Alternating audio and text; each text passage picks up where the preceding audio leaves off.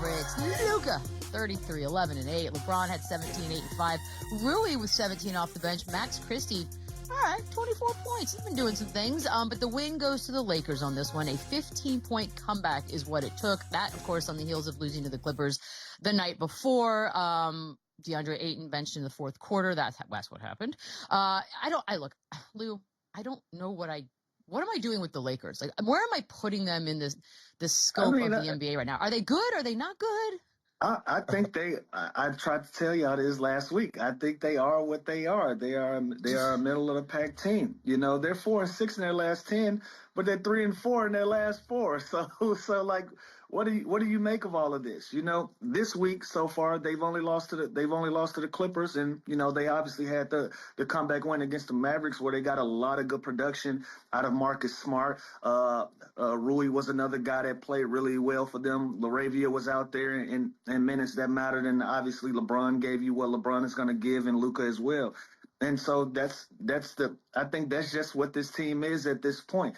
They are a middle of the pack team. You know, they're going to stay right there in between that 5 and that 7 range, to me. And that's the type of basketball team they are. They're having a lot of ups and downs. And that's also part of the season as well. You know, everything isn't going to be perfect for everybody. And I think the Lakers are no different than that. So I'm not. You have your concerns, you have your ups and your downs, but that's part of the NBA season. That's the norm for me. But if I'm them, I'm pretty happy about where I am. I'm still sitting in 5th place. I'm not playing my best basketball, but I'm also not playing my worst basketball, and I'm still in a playoff position as well. So I'm pretty much comfortable where I am if I'm the Lakers. Yeah, I agree with Lou. When I watch this team, I don't see a full contending, elite dynamic team. I see a team that's extremely explosive on the offensive end. They got a guy, Luka, who can control the entire game. LeBron James, some of the things that he's still doing at his age are unbelievable. And their second best scorer, and the guy that's been great all year long, Austin Reeves, is coming back. Now, none of that figures out their defensive woes and their struggles, but guys like Jared Vanderbilt have been much better lately. Marcus Smart has been really, really good lately. Rui hit some huge shots in Dallas to kind of seal that game Saturday night, and so they're getting more production from their bench. DeAndre Ayton, I think, is still going to be the wild card. When he plays good, they usually win the game, and he's been kind of up and down with just his effort and his motor and his engine. And that, to me, is concerning because it's never going to be about the other stuff with him. It's just straight effort, and that's all he has to do is play hard to be productive for this team. And it feels like sometimes he's not doing that. So I think this team is fine. I think this team could make some noise and be a tough out against the playoff team just because of how experienced they are and how good they can be offensively. And when they're making shots, they are really, really tough to guard. But this win was fun. It's always fun going to see Luka going back to Dallas and see that crowd's reaction. This was a big bounce back win after smoking one to the Clippers. About that loss to the Clippers, I'll be curious, Chandler, you first, on what you thought about J.J. Redick's quote. Here it is. Guys are concerned about their futures, and that's what happens when you have a team full of free agents and player options. That's like a very honest statement that I don't know that we're supposed to hear. What do you make of that? I mean, it's true. It's definitely true. When guys are in the free agent year and they know they're going to be a free agent that summer, coming out, you think about it and you feel it, and you're definitely talking about it with your agent, with your friends, with your wife, whoever it is, because you know that's coming, and that does put a little bit of a distraction on you throughout this season. Now, it's not right. It's not fair. You should live in the moment, take it game by game, but it's just natural. You're a human being. You are going to worry about your own future and your financial woes. A lot of these guys have been paid a lot of money. A lot of these guys haven't. So I understand what he's saying. It's just something I don't think you should say. Like Rob Pelinka is probably like, what? It's like, why would you say that right now when so it's just something usually I think we think and not say, but it's true, and there's some truth to it. And a lot of guys, I know I did, when I knew a free agent or I had a player option coming up, I was thinking, okay, I need to do this, I need to do How this. How could you not? To stay healthy. And the Lakers made their bed. I mean, Lakers made their bed because we know how active they are at trade deadlines. And so when you have a team full of free agents and you're hearing all of this trade talk, it's your natural response to that is to be concerned about how does this affect me in my future? And so when you build a team like this, when you have that type of personality of a group, this is what you deal with, But I also want to say, for when it comes to free agency, nobody gets paid more than a winner. So if those guys can get those concerns and put those to the side and say, hey, look, let's buckle down and let's put a run together and let's win basketball games, everybody will be fine. But when you're a Los Angeles Laker and you know that this is a team that's always looking to make moves and do a deal at the trade deadline, and it's obvious that no one is safe per se when it comes to the Lakers, that's also a natural thing to be concerned about as well. So, JJ Redick just said the uncomfortable thing out loud. That was it. But also, Lou, think about it on the flip side too. If I'm the Lakers, I want flexibility with guys on expiring contracts to be able to go and get the best free agents. So he just said the uncomfortable thing out loud. That was it. As frustrating as it is, as it might be for a coach to have to handle individual agendas throughout a season, Rob Pelinka probably loves the flexibility of having that and going to be able to get the big fish this summer. So it works both ways.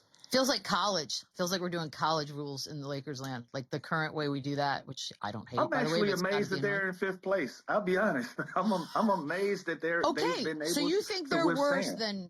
Okay. Pretty solid, like 10 games above 500. I think they've been able to withstand, honestly, with everything that's going on, all the noise, all of the back and forth, guys in and out of the lineup, one of your best players out of the lineup, LeBron being out of the lineup, Luka being out of the lineup, to still be in fifth place. I think they've done an amazing job of withstanding everything, especially in the Western Conference. Think about this. Austin Reeves has been out. LeBron's been out. All this drama surrounding them. They're a bottom 5 defense, and they're 10 games above 500 and 5th in the West. I think they'll take that, and I think they're just fine being right where they are. Luka's I think that's out. why the question is, what are they? Like, everybody's been out. Yeah, I don't know what to make of the Lakers. Like, if somebody said, what do you think of the Lakers? I'm like, I'm not sure. I think that's the answer. I'm not sure yet. The problem is, I think we all know the teams above them are slightly, if not a lot better. So it's like they're fine where they are, but like to think that they can actually go and win a championship and get through OKC, San Antonio, Houston, and Denver, that is where the concern is for me, because I don't see that happening. Yeah, no, we can do the what if game, but can you imagine being 10 games above 500 in the Eastern Conference? Like if the Lakers could go to the Eastern Conference, they would absolutely take that. They would absolutely take the position that they're in right now with that record. Then maybe we get rid of conferences. Yay, let's start that conversation one more time. I love that conversation. Shams, shout out, on Friday reported that we are currently, right now, in real time, watching the end of the relationship between LeBron and the Lakers. I mean, did you have him retiring as a Laker? I don't think you did, right, Chandler? Honestly, I haven't really thought about it. I think me and Boogie both said that we would love to see him kind of go back to Cleveland where it all started, but I don't know. It'd be weird to see him in any other jersey other than something I've already seen him in. I think that's fair to say. So whether it's Cleveland, Miami, or I can't just picture him going to the Suns next year and I can't picture that. And I don't get this feel of like an ending of a relationship. I really don't. Obviously, they've passed the torch to Luka, and when they made that trade, that is his team, and LeBron is on record saying that, and he's okay with that and his words. So this whole Jeannie Buss article, I don't think that really moved the needle either. She's not even involved. She's not even the owner anymore, so I don't think that has as much weight as people thought. So maybe, I think we're watching the end of LeBron. And as sad as that is, he's 41 years old. At some point, he's going to retire. And so I don't know. I don't think this is a LeBron and Lakers situation. I think it's just we have to realize that LeBron James is not going to be around forever. And as good and productive as he is, he's not going to play forever. So I don't think that has anything to do with the Lakers. I think he's just fine there. I think he obviously wants to win and play at the highest level. But like we said, they are where they are this year.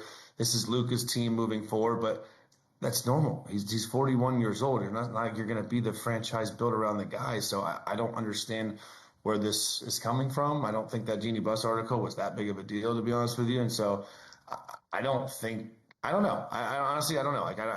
I can see him going to Cleveland maybe, but that's really it. Did you really start out the answer to this question as I haven't thought of? What do you think about all day, Chandler? Talk to me. Well, I'm just saying, one thing you thought about this morning. I'm just saying I haven't thought about whether LeBron's going to retire. Like you've thought about that? Do you think you have like a yes or like an answer to that? I think about LeBron all day, Chandler. It just feels like the end isn't near still, right? It still feels kinda like it's does. a lot of basketball Yeah. to be played with LeBron. And guess what? That relationship is going to be over when he says it's over. He has That's a true. no trade clause in his contract, and he's also a free agent at the end of the year. So he has all of the cards to go his direction. And so whether we make a big deal out of this that article or not, whether we make a big deal out of them having an opportunity to win championships or not, at the end of the day, it's going to be said and done how LeBron wants it to be done when it comes to LeBron James. Like Lou, how many more years does he play? Probably one more after this one. So I this think year, next year is the farewell tour. So he makes the announcement this offseason so he can get the tour next season. Okay, I buy that. And we Which put everything in perspective. Yeah. that would make sense to me. Yeah, I buy that. Take me through. So if you're Rob Pelinka, obviously he has a no trade clause, but it's trade deadline's coming, and you're Rob Pelinka. You are still making a million calls, and then if you get something that sounds like it might somewhat be pleasing to LeBron, do you then go to him and be like, "Hey, we have an opportunity to make this trade. Would you be open?" I don't know. I think it's too late in the game to try new things, right? I agree with what Chandler said. If LeBron James is going to move anywhere, it's going to be to a team that we've already seen him play before, whether he has some type of relationships that live there already. Cleveland is obviously one of those relationships where we can see that happen, where he can go off into the sunset with the team that he started with, that he made most of his history with. But it ain't going to be like a Golden State or one of these other teams where he hasn't done anything for that franchise, and to be going into his last season or two, I don't think it's going to be a fresh start anywhere. So Rob Pelinka can make all the calls he wants. If it's not somewhere that LeBron James wants to go or that he sees fit, it's not going to happen anyways. It's going to go his way. Yeah, again, I think GM's job is to continue to try and make their team better right now and for the future. And they know LeBron's not a future piece, but he's still damn good. Like, look at those numbers. Those numbers are insane for a 25-year-old, let alone a 41-year-old. So at the end of the day, he is still an asset. He's still productive, and he's still LeBron James that can help any team be better and win basketball games. So again, that would be the craziest thing ever. I mean, I don't think any doors are closed, but I can't see that happening. Chandler, can you imagine his farewell tour as a Golden State Warrior? Like what is What this? a circus. Weird circus that is. Yeah. Yeah, like what is this? I Great can't. point, actually. And also, can you also see him going to like one of these really good teams and then getting all the flack about him joining a super team and doing that whole would thing? be weird too. Just Yeah. It's happening. Oh, well, we're going to find out all together, aren't we? That concludes our segment on the 5 seed. Coming up after the break, we talk about a 1 seed. Next.